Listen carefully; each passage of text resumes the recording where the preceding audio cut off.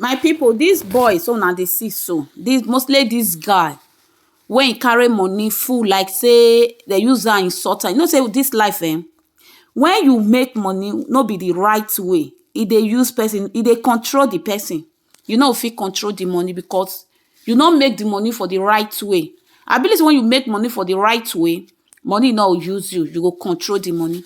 This guy wey una see say he pack money, he pay me he pay me sha. Children, young guys like this, they just dey find theirself in a crime. They put theirself in different crime, my people. Looking this kind of people now, you no fit tell me now say na illiterate people. You no fit tell me now say na people wey no step left for school. Na children wey graduate, wey step left for school.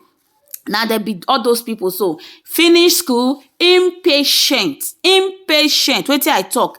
Impatient. Now they do the like this. So welcome to Nigeria Daughter TV, my beautiful people. If today na your first time of coming across my YouTube channel, do well to join. If you like what I dey do, join this beautiful family. Okay, subscribe. Okay, drop your comment in the comment section. This particular set of people wey una see say they hack up for here. So these people, that is now people when they kidnap people, they thief people money. They thief people money for Benin. This particular person, so they catch am for Benin community. Benin community, all those people. So they catch am when they go kidnap people, when they go rob people, and they take kidnap, now they take catch them. And this guy, that if you see their house, no be wetin they call mama, now they call papa. Those how old una fit say this guy go be? How old? And inside you go dey see their girlfriend. See how they spray money because they don't know the what. Because they no work put. They no work put. And inside now, our girls, they no friend man when he go love them. They go the friend man when he be yahoo, when he be thief, when he be armed robber, when he be kidnapping.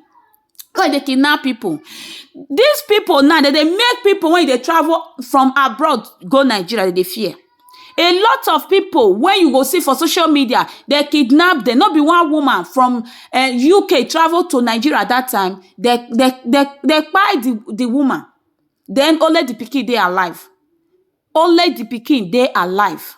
Now those people, I they can't catch them. Now their face make bule. Look this one face. Now small boy.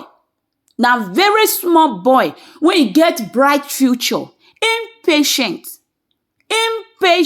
Now it worry them. They find money open eye. I want to belong. I want to reach there. People go they come from abroad. They go they hack people phone. They go they hack people. Know how much they weigh. They know how to hack people phone. They know how to hack people location. Those people on the see so. Whether you do whether you not do they know how to follow you. And if you come with the person when they show up for social media, your own don't. In fact, social media, those people that they work on social media 24 hours, they are on Instagram to see who they come for.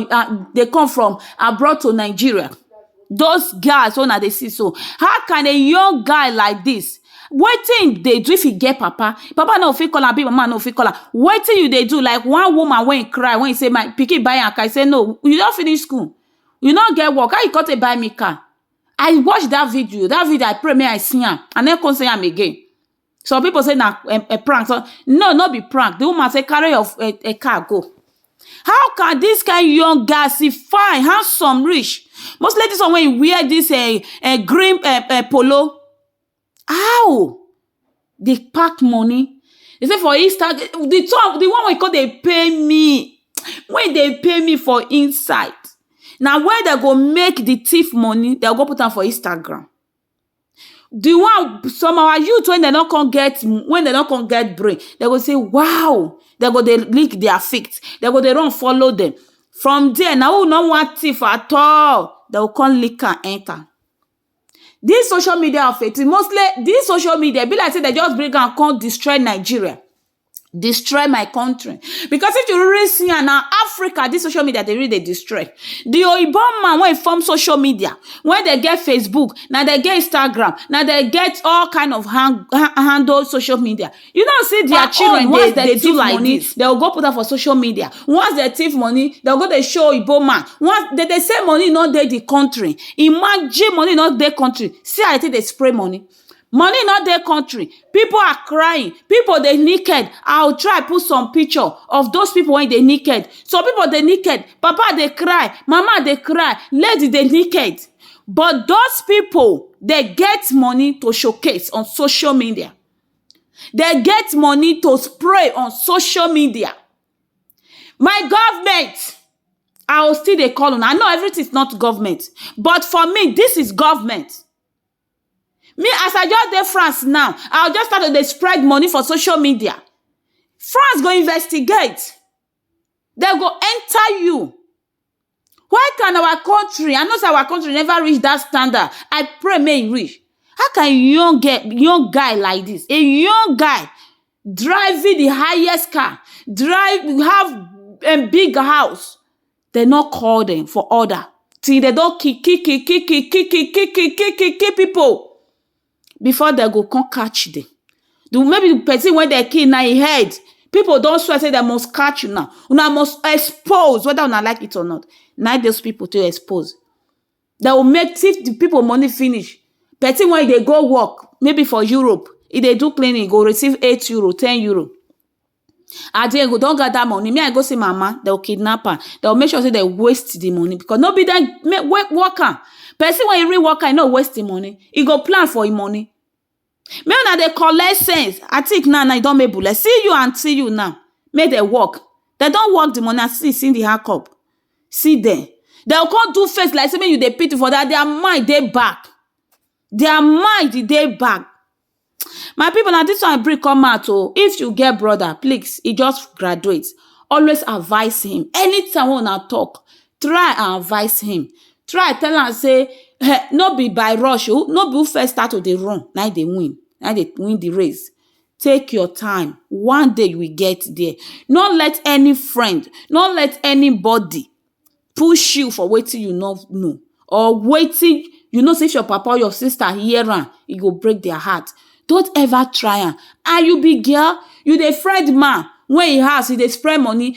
For money, you don't know work when they do. And you see they follow am. My sister collect sense. My sister collect sense. My sister, how many times I tell you, collect sense. If you see man, if they friend you, you don't know what they do. If your hand not join, they're supposed to they arrest you and join them. Yes. Those their girlfriend, they're supposed to they arrest you and join them. Because you know if you tell me say you don't know what your guy they do. If you don't know what your guy they do, you don't ever one day hear say your guy go office work. Office work for Nigeria self. How much did they pay them? Or lawyers, how much did they pay them? Now grade by grade. Or daughter, if na daughter your husband be or your wife be, how much did they pay them? All those things. Now millions that they pay una.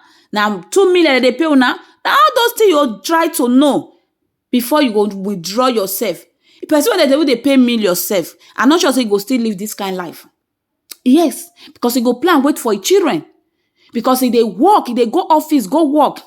My people, now this one I get to talk. My sister collect sense. So if you be girl, when man they showcase money for, in fact, if they spread money for you, buy you car. Nah, prank of, you know me, they will see all those one. Me know some when they hustle. I they see them with my 2 eyes.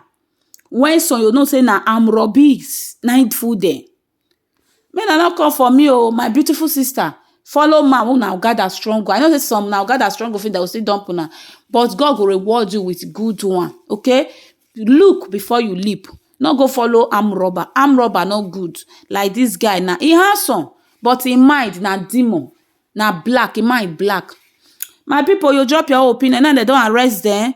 All those people now they show money, showcase money for Instagram, showcase money for social media. Now they don't arrest them. Now those one they kidnap people, kill people for Edo State. All those one now they be Edo arm robber, Edo thief, Edo kidnapper. Now those one be Edo kidnapper, kidnappy, kidnappy. Aye, Naija daughter, your day your body. I'll see you in my next video. Please drop your opinion, okay? Join this beautiful family. Ciao, ciao, ciao. We don't cast, last. Now everybody go to breakfast. Shayo.